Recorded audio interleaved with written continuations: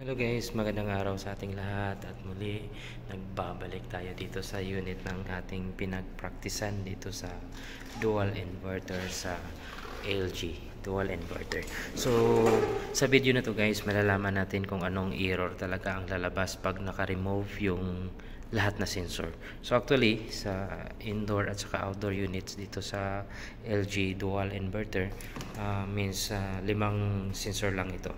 Tatlong sensor sa outdoor at dalawang sensor sa indoor.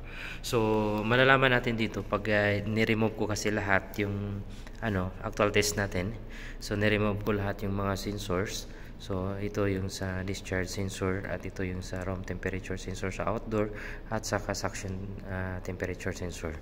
At saka doon sa indoor unit, mayroon doon dalawang sensor sa mid pipe sensor at saka room temperature sensor. Lahat yan naka-remove. So papaganahin natin kung anong error ang unang lalabas basta naka-remove lahat ng sensor. So try natin guys kung anong error. Kikita natin dito. Power on ko na. Ayan. Gano'n siya. So makikita natin, malalaman natin dito sa blank na to. Error siya agad. Bilangin natin ilang blank.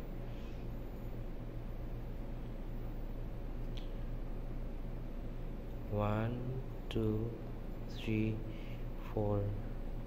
1, 2, 3, 4. So it's 44 guys. So malalaman natin yan dito. Ganun yung pagbilang ng blink ng ating outdoor PCB kung malalaman natin yung error. So on nga natin, confirm. It's 12 dito sa indoor unit, it's 12. At saka dito sa ating outdoor unit, which is it's 44. 1, 2, 3, 4. 1, 2, 3, 4. 44 sa outdoor. So try natin ang ikabit yung sensor ng CH12. Ito yung CH12, itong mid pipe. Yan yung sa CH12 mid pipe. Kapit natin kung mawawala ba.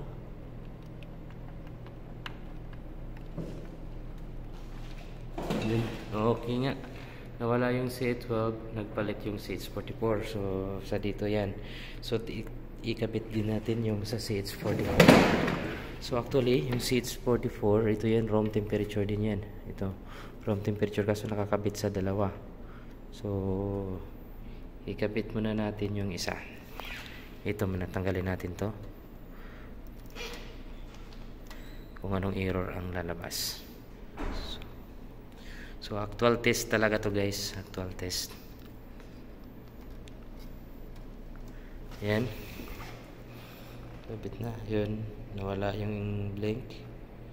Mayroon susunod na blink, bilangin ulit natin anong blink yan. 1, 2, 3, 4. 1. CH41.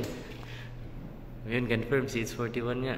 So discharge naman siya. Na-detect niya yung wala siyang discharge. So ito yung discharge niya. Yung discharge temperature makikita natin dyan. Yan yung 200 kilo ohms. So kabit natin to kung anong error na naman ang lalabas. See?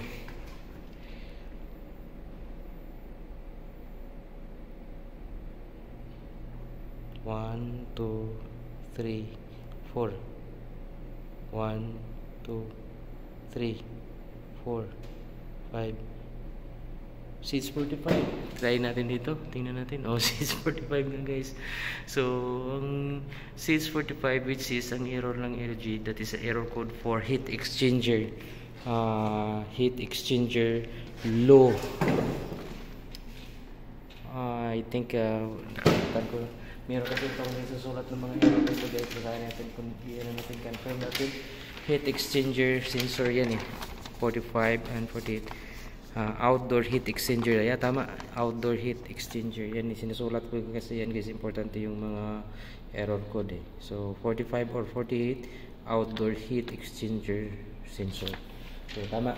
So ito yung tinanggal natin, heat exchanger kasi ito So kabit natin kung ano namang error ang lalabas. Ayan, tingnan. Wait. 5 volts lang naman to guys. So, hindi naman ito mamumurente. So, ingat lang sa pag ma-short nyo. Ayan, kabit na natin. Anong error na naman? So, wala nang error. Dito, sa outdoor, meron C01. Last yung C01. So, C01 which is room temperature sensor. So, ito na yun. Last. So, room temperature sensor. So, lahat ng mga error ng LG guys, so, tama lahat. Confirm. So, kailangan nyo lang i-identify kung saan yung mga sensor na yun at malaman nyo kung saan nyo ikakabit para masolve natin yung problema. Yan, kabit ko na. Tingnan natin kung nawala. Yan, nawala nga. So, una natin. Gumagana na. Yan. So, actual test yan guys sa lahat ng mga error code dito sa lahat ng sensors sa LG dual inverter split type ito guys. So, yan. Gagana na yan. After 2 to 3 minutes, mag-on na yung system. Yung unang mag-on dyan dito sa outdoor unit is yung fan. Yung outdoor fan motor.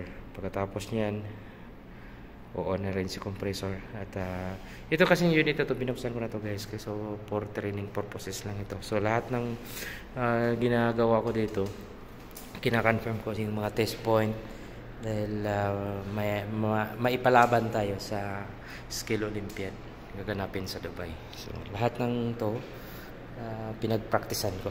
So, okay lang masira ko pero ingatan lang din. Huwag lang masira kasi mahal ang mga parts na to. So, guys, maraming salamat sa panood and thank you so much and God bless. Huwag kalimutan mag-subscribe sa aking channel. Thank you.